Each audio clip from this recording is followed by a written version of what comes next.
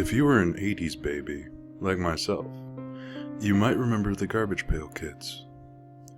The Garbage Pail Kids originally released in 1985, and the design was a crude parody of the Cabbage Patch Kids dolls created by Xavier Roberts, which were immensely popular at the time. If you've never seen or heard of the Garbage Pail Kids, they had their own little line of merchandise, but were mostly known for their trading card series. You see, each sticker card featured a Garbage Pail Kid character having some kind of comical abnormality, deformity, and/or suffering a terrible fate, with humorous wordplay in the character's name, such as some of my favorites: Milton, whose skin was obviously melting away; Peeled Paul, a kid who was humorously peeling his skin off like it was a t-shirt; Nat Nerd, a kid who suffered from disfiguring acne; and Alligator, who was featured in the film, was a hybrid kid with the head of an alligator, just to mention a few. There were so many of them. What I didn't know, and recently found out through a source, and for the sake of avoiding any legal trouble, I will leave out the source's name, that there were some lost Garbage Pail Kids created by artist Art Spiegelman. Art Spiegelman was also the brainchild behind the Garbage Pail Kids, but the first line of cards were drawn by artist John Pound, and these lost Garbage Pail Kids never made the cut. The reasons being is that when the creator Art Spiegelman gave the first round of sketches to artist John Pound, the sketches were just one step away from being printed. Usually, John Pound would draw the kids in different variations to see which looked the best on the card. Well, along with that first line of characters was a large, yellow, untitled envelope inside the folder, containing the first line from what I was told. Inside the envelope were what looked like a few concept drawings of some Garbage Pail Kids that were a little unsettling.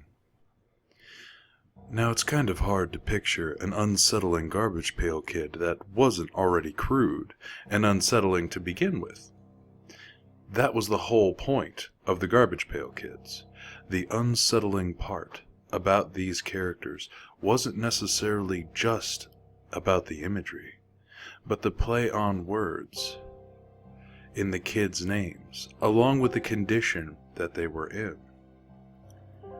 The first one I remember seeing was named Abused Annie.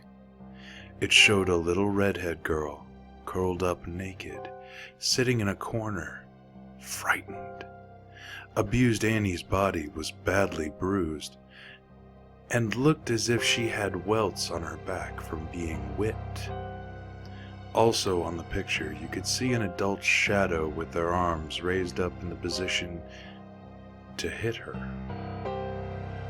Another one was named Poppin' Pill Phil, which showed a kid sitting on the floor, surrounded by open prescription bottles and pills everywhere.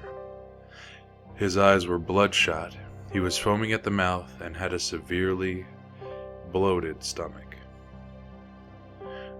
The next one I saw was the least of the worst, but still made me feel kind of weird thinking about it. His name was Hungry Harry. Hungry Harry was sickly, skinny, almost skeleton-like, homeless, and was standing by a street corner dressed in tattered clothes and holding a sign reading, "God doesn't love me."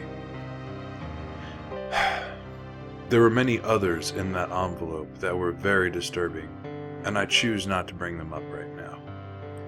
I will soon, for I feel that some of them seemed a little too personal.